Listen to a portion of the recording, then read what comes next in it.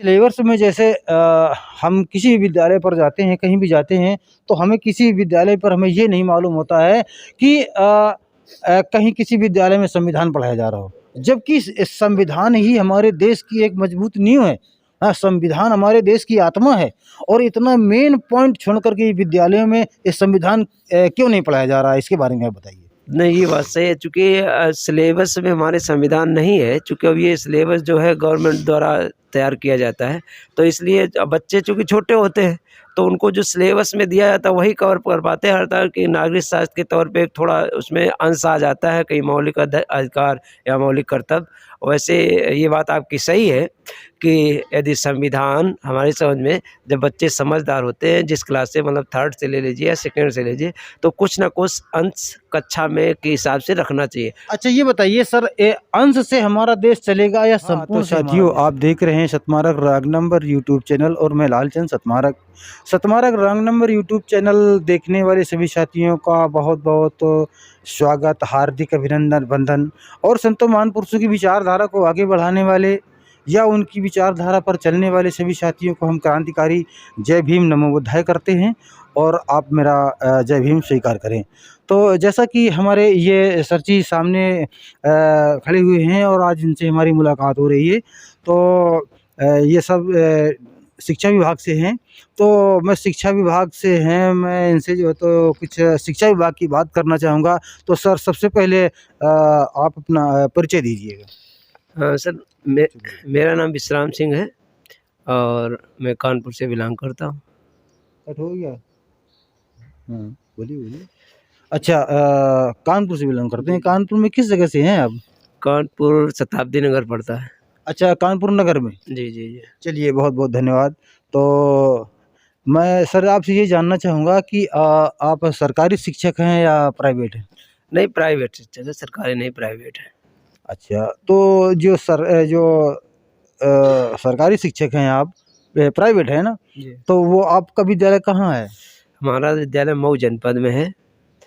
मऊ जनपद में LKG से क्लास 8 तक चलता है। अच्छा, तो वहाँ का जो सिचुएशन है आपके विद्यालय का, तो वहाँ पर बच्चे समथिंग कितने आते होंगे?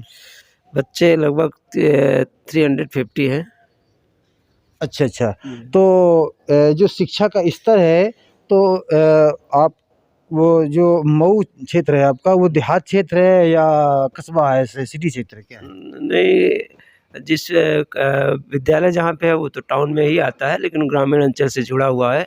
लगभग 50% से एबव बच्चे ग्रामीण अंचल से ही आते हैं। अच्छा, तो जो ग्रामीण अंचल है वो तो बहुत ही मतलब वहाँ के लोग तो इतने बड़े जागरूक नहीं होते हैं, तो वो लोग किस तरह से बच्चों को आप डेवलप करते हैं, कैसे उनको सिखाते हैं, पढ़ाते हैं? तो क्योंकि देहात का जो माहौल होता है वो बहुत ही अलग होता है, वो शिक्षा से बहुत पीछे होता है। तो इससे आपको आपके सामने कोई समस्याएँ नहीं आती हैं? नहीं, ग्रामीण अंचल में हाँ, थोड़ा कस्बे की अपेक्षा थोड़ा दिक्कत होती है, लेकिन अब लोग जाग रहे हैं, गाँव के लोग भी समझदार हो रहे हैं, जानते हैं कि शिक्षा पे ध्यान देना, चूँकि शिक्षित समाज जब होगा, तभी अपने देश का विकास होगा। देश जो है लोगों से बना है, तो जब लोग शिक्षित होंगे और जब लोग शिक्षित होंगे, तो उनकी जीविका, दैनिक कार्य यानी सारे क्रियाकलाप उनके सब ठीक-ठाक होंगे। यानी यदि बिज़नेस में जाएगा तो बिज़नेस अच्छे से व्यक्त करेगा। जब आदमी बिज़नेस अच्छे से करेगा, घर की इनकम अच्छी होगी तो देश घर तरक्की करेगा, घर तरक्की करेगा तो मोहल्ला तरक्की करेगा। नहीं, ये बिल्कुल सही है। बाकी फिर भी मैं ये जानना चाहूँगा कि जैसे आप प्राइवेट शिक्षक हैं, जी। तो आप तो कुछ भी बच्चों को पढ़ा सकते हैं कि आपके ऊपर कोई बाँध है कि आप यही पढ़ाएँगे आप? नहीं, नहीं बाउंड नहीं है। जो सब्जेक्ट होते हैं, सिलेबस होता है उसमें कुछ भी पढ़ाइए। तो सिलेबस में जैसे हम किसी भी विद्यालय पर जाते हैं, कहीं भी जाते हैं, तो हमें किसी विद्यालय पर हमें ये नहीं मालूम होता है कि कहीं किसी विद्यालय में संविधान पढ़ाया जा रहा हो। जबकि संविधान ही हमारे देश की एक मजबूत नींव है। संविधान हमारे देश की आत्मा है और इतना मेन पॉइंट छोड़ कर के विद्यालयों में ये संविधान क्यों नहीं पढ़ाया जा रहा है? इसके बारे में आप बताइए। नहीं, ये बात सही है, चूँकि सिलेबस में हमारे संविधान नहीं है, चूँकि अब ये सिलेबस जो है गवर्नमेंट द्वारा तैयार किया जाता है। तो इसलिए बच्चे चूँकि छोटे होते हैं, तो उनको जो सिलेबस में दिया जाता है वही कवर कर पाते हैं। हर तरह की नागरिक शास्त्र के तौर पे एक थोड़ा उसमें अंश आ जाता है, कहीं मौलिक अधिकार या मौलिक कर्तव्य।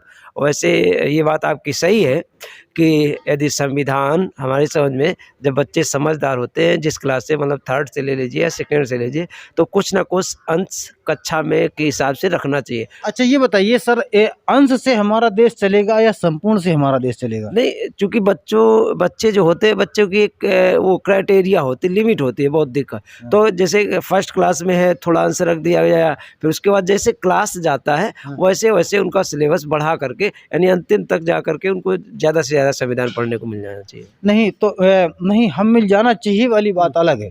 बाकी जो आप प्रेजेंट टाइम पर आप जो शिक्षक का कार्य कर रहे हैं, जी। तो मैं ये कहना चाहता हूँ, मेरे कहने का आशय ये है कि जैसे आप विद्यालय में आप पढ़ाते हैं बच्चों को, तो उसमें आप अगर थोड़ा इसका सिलेबस अपनी तरफ से बढ़ा लीजिए या ओवर टाइम बढ़ा लीजिए, चूँकि हमारा समाज बहुत सोया हुआ है, मैं ये जानता हूँ।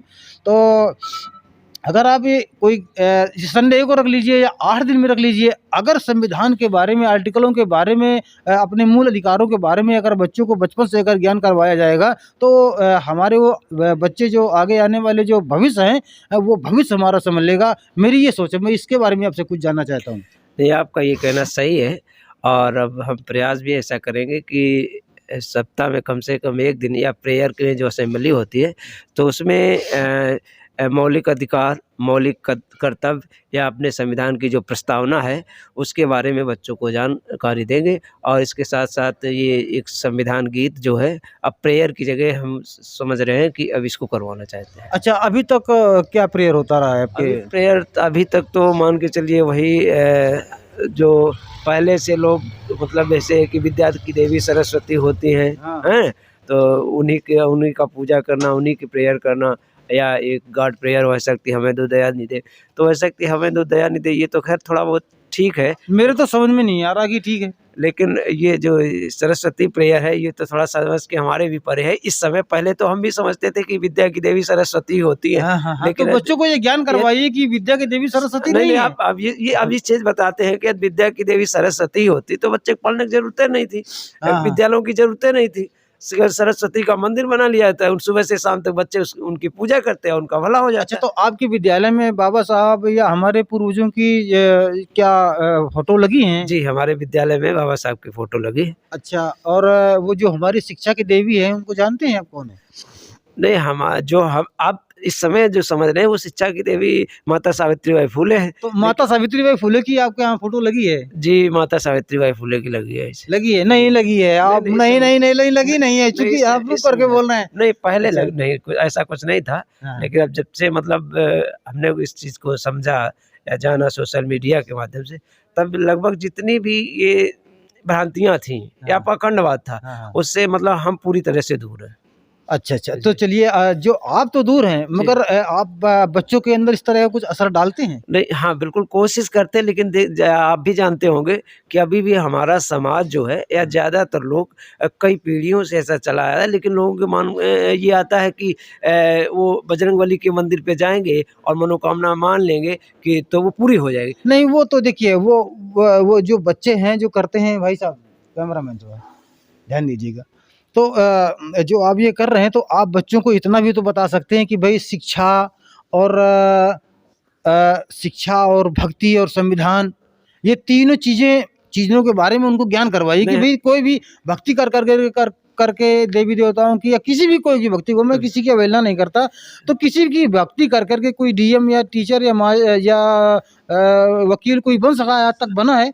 नहीं, जो असेंबली हमारे यहाँ प्रेयर में होती है, तो लगभग हम कोशिश करते हैं बच्चों को इस तरह से मोटिवेट करने का कि देखिए आस्था से कुछ नहीं होगा, आपको परिश्रम करना होगा, मेहनत करना होगा, तभी आपका कल्याण होगा। चूँकि यदि आप ये समझें कि हम आस्था से हमारा भला होना, तो कभी नहीं हो पाएगा।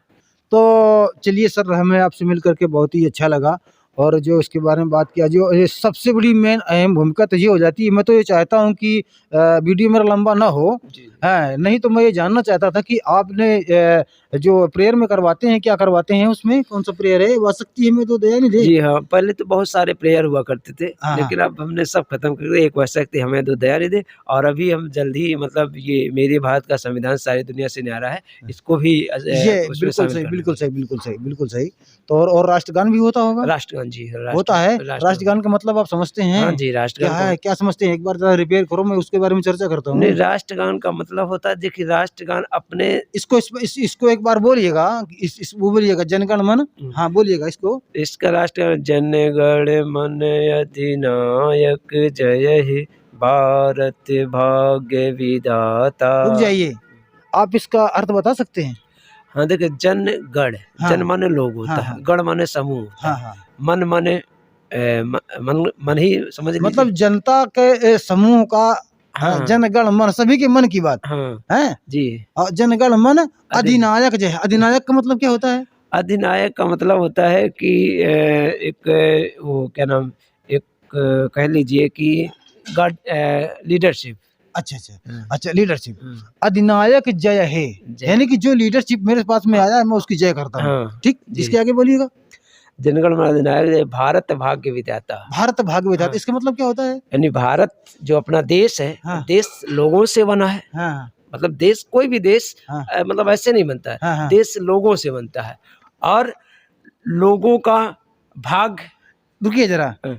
भारत भाग्य विधाता, आप मेरे देश में आए हाँ। तो अहो भाग्य मेरे भारत की, मेरा भारत हाँ। कृतार्थ हुआ। जी। इसके आगे बोलिएगा।